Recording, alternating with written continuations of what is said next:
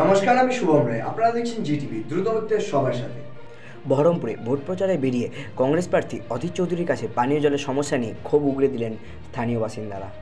বহরমপুরের 4 নম্বর ওয়ার্ডের সয়দাবাদের 84 পাড়ায় ক্ষোভ উগরে দেন স্থানীয় বাসিন্দারা। পানীয় জলের সমস্যার কথা জানিয়েও কোনো সুরাহা হয়নি, ফলে বেশ কিছুটা দূরে গিয়ে জল আনতে হয়। দাবি বাসিন্দাদের, সমস্যার কথা জানাতে হবে, প্রয়োজনে হাইকোর্ট দ্বারস্থ হবেন বলে জানালেন অধীর চৌধুরী। পৌরসভার মধ্যে এরকম যায় না। উন্নয়নের মানেটা কি? আমি যে পাড়া দিয়ে এলাম, এগুলো সাধারণ মানুষের এলাকা। 84 পাড়া একটা বস্তি এলাকা।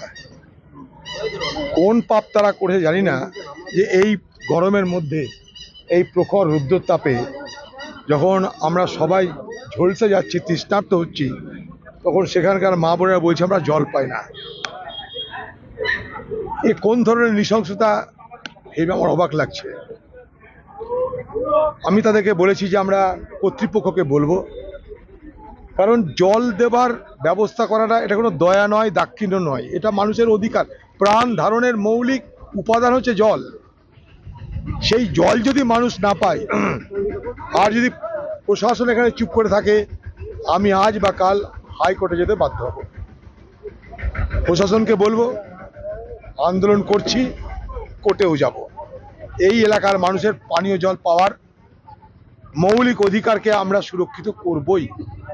কি সমস্যা হচ্ছে? এই যে লাইট দেখেন, লাইটের ছোট লাইট দিয়েছে, পোকামাকড় ঘুরে বেড়াচ্ছে, জলের সমস্যা, একটা পাট্টারের ব্যবস্থা, এনে তো কোনো কথা নাই। আর বিধবা ভাতার আজ 25 বছর থেকে আমি এমনি হয়ে বেড়াচ্ছি, তো আমার বিধবা ভাতার কোনো মূল্য নাই। জল কবে থেকে সমস্যা হচ্ছে? জল অনেক দিন থেকে আছে গো, কিচ্ছু আমাদের দেখে না। 2 বছর 3 বছর থেকে জলের একটা হিরুদা দিয়ে দিয়েছে। আমরা বলেছিলেন? হ্যাঁ বলেছি, আমরা আনতে যাচ্ছি, এইখান থেকে সম্ভব ওই রিং রোডের থেকে জল আনা সম্ভব। মিউনিসিপ্যালিটিতে কমপ্লেন দিয়েছেন? না, এটাই দিতে যাইনি আমরা। মিউনিসিপ্যালিটি কাউকে জানাননি? জানানো হয়েছে, এই দিব, এই জিতলে দিব, অমুক করব, বাস কোনো মূল্য নাই। এখন তাহলে জল কোথা থেকে আনছেন? ওই দূর থেকে উনি কি বললেন? উনি বললেন ঠিক আছে, ব্যবস্থা করে দিচ্ছি। আপনার নাম? আমার নাম সবিতা মাহাতো। এই জায়গাটার কি নাম? 84 পাড়া, কেদারনাথ। আপনারা এতক্ষণ দেখছিলেন জিটিভি, দ্রুত হচ্ছে সবার সাথে।